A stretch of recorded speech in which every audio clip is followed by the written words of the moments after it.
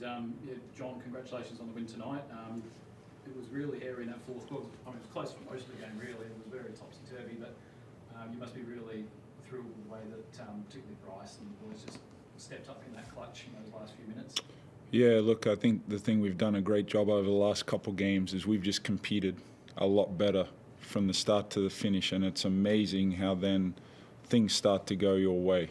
We got some great players that we can rely on in the clutch, but if you don't get to the clutch, it doesn't matter. And we've had some games where we haven't got into clutch situations. But we're getting contributors all over the floor in the last couple games, and that's the biggest difference for us.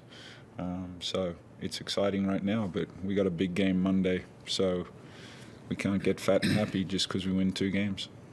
And Tayshawn Thomas, he's done it in Europe, and now he's showing what he can do here. Mm-hmm. You wrapped with the way that he showed NBL audiences what he's capable of now?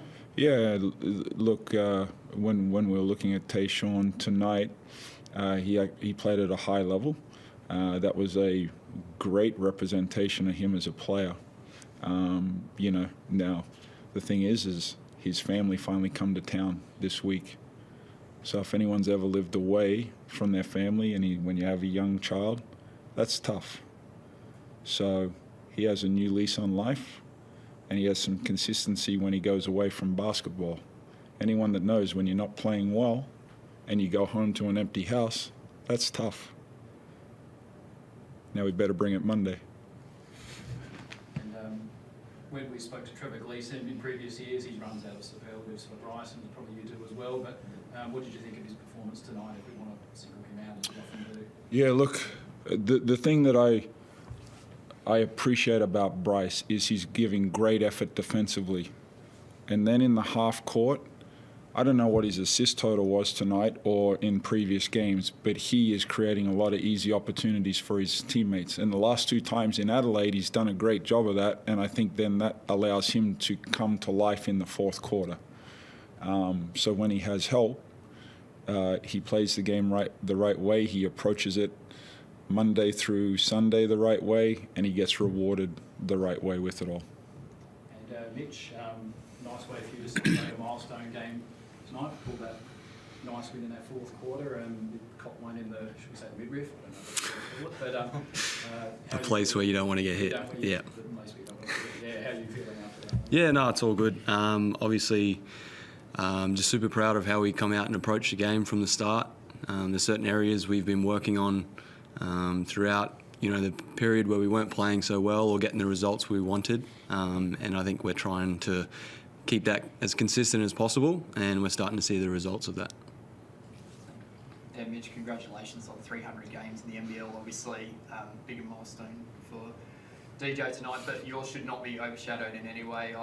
Personally, I've enjoyed watching you when you played at the Townsville Crocs and the Illawarra Hawks, and then you came to the Perth Wildcats, and the heir to Damien Martin, many people talked about for many years, but we've just seen your game evolve through all those years. Is there anyone particularly you want to single out from your coaches to other players that just helped you get to that next level, then got you to 300 games? If I had to sit here and name everyone, I think I'd be here a while, but I think it starts with family first. The sacrifices Mum and Dad and my little brother made, the sacrifices that my fiancée makes, allowing me to move across the country and play out a childhood dream is something that I'll never forget and can't thank them enough. So in terms of coaches, there's been plenty from junior days all the way through to now.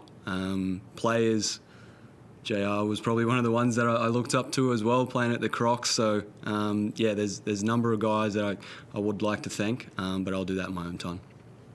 Fantastic. And John, obviously, like you said, you've got a game Monday, and we obviously saw as well when you beat New Zealand over in New Zealand that you took a lot away from that win, and that's really galvanised this group. So what sort of things came from that New Zealand game that we saw out here against Adelaide tonight, and that we're going to see continue on with the Perth Wildcats moving into the future? Look, we just are competing better, more consistently for longer periods of time.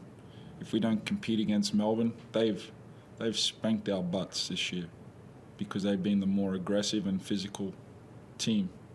If we don't bring that, if we get fat and happy and go back to the hotel tonight and go, well, we're doing well, they'll beat us again. So we better bring that physicality, the emotion. We're playing with a little bit of emotion right now, where we got in this rut where we were just worried about making mistakes, where now we play with emotion and a little confidence about ourselves. But we can't rest. We're 7-7. I don't play to be 7-7. Thank you, John. Thank you, Mitch. Anyone else on the floor? No, I'll ask them. John, the starting five changes clearly worked and giving you a different look. Can you talk to us about what you've seen with that decision to overhaul a little bit and give yourself a bit more scoring power, especially? Yeah, look, and I think the thing along with that is, look, LT complements Webster and Cotton very well.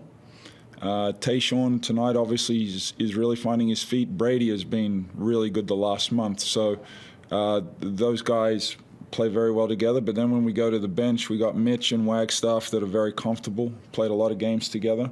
So I think I'm just finding a better rhythm with our rotations. The guys are probably getting a better rhythm from me as well. So, we're just starting to kind of scratch where we potentially can get to. And Mitch, there's two ways people can take it when they go from the starting five, get back to the bench, and positive or negative. But you also taking it the right way, and others have throughout the season as well. How important has that been when blokes have been told we need you to play a different role? Yeah, I mean, there's only one stat that matters at the end of the day, and that's a W. So it doesn't matter whether you come off the bench, whether you start, play 40, don't play at all. Guys are finding ways to contribute on this team. I think of Kyle Zunic and Corey Shervill, who haven't touched the floor for a while, but those guys are bringing energy and effort on the bench every day at training.